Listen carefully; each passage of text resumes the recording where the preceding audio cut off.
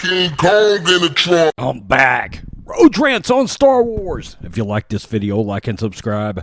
Join the Rhodes Squadron. Yeah, I brought that back for a video.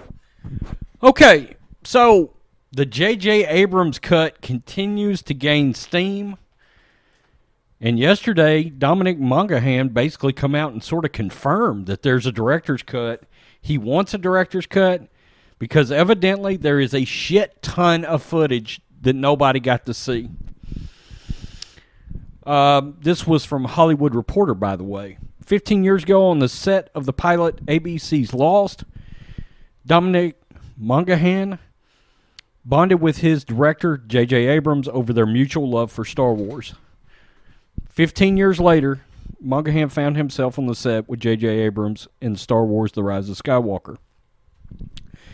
The film concluding in the 9-episode Skywalker saga as Resistance fighters and stormtroopers danced to Beastie Boys Intergalactic during a scene reset. Since the release of The Rise of Skywalker, viewers have been divided over their feelings about the film. This came to a head Thursday as an anonymous, unverified Reddit post suggested that the film was subject to a significant amount of studio meddling, prompting the hashtag released the JJ cut to trend across social media. I did a video. Newsweek and NBCnews.com picked up the trend and reported on it, by the way.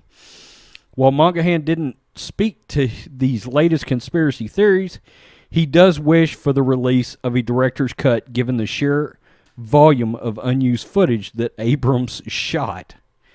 The sheer volume. We heard 3 hours and 2 minutes. Quote, like a lot of Star Wars fans, I'm hoping there will be a director's cut so we'll get to see more and more of the stuff that was filmed.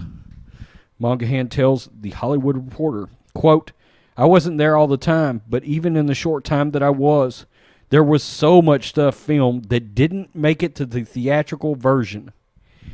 He's one character actor that had maybe 2 minutes of footage in the movie, and he knows he was around for all these other scenes. There's got to be a ton of shit out there. What else were you fond of that didn't make the final cut? Oh man, there's so much stuff. Laughs. I think this is probably more of a question for JJ because Star Wars is such a geek fest, obsessive thing that you don't want to start revealing Easter eggs too soon. But I can remember texting JJ at the end of certain days and saying, oh my God, I can't wait to see that. It was just extraordinary, even though just to be involved in the scene. But unfortunately, with time constraints, they didn't make it or they changed things around. They changed things around. So I'm hoping that if and when the DVD comes out, maybe they'll add extras or give us deleted additional scenes. I want to cut.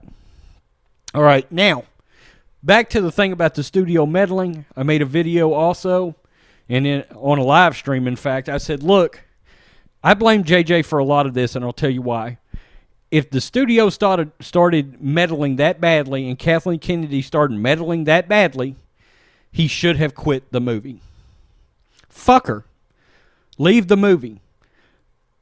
But I also had a theory that he didn't do it out of respect for Steven Spielberg, who he loves and has a great relationship. And, of course, we know Kathleen Kennedy and Steven Spielberg have a great relationship. I think that's the only reason JJ had to have stayed involved with this. Okay? Because, look, he was promised full creative control over this movie by Bob Iger and then got the rug pulled out from underneath him. During the process, the original villain was Son of Mortis, put together by him and George Lucas, for crying out loud. Palpatine was not involved. Colin Trevorrow confirmed Palpatine was not part of the original plan for these movies. Was not. That is confirmed.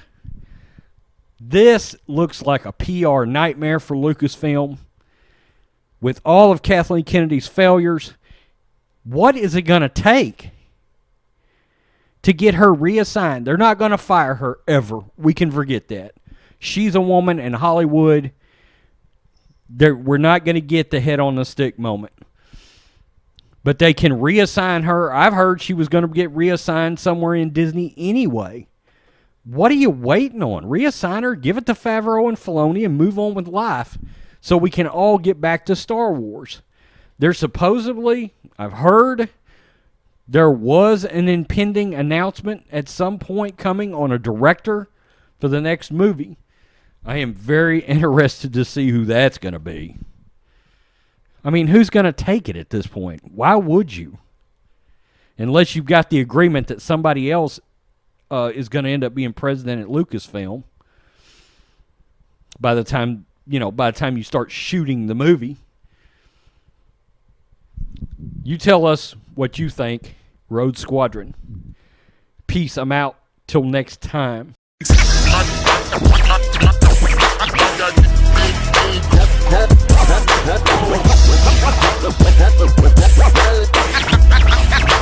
King Kong in the trunk.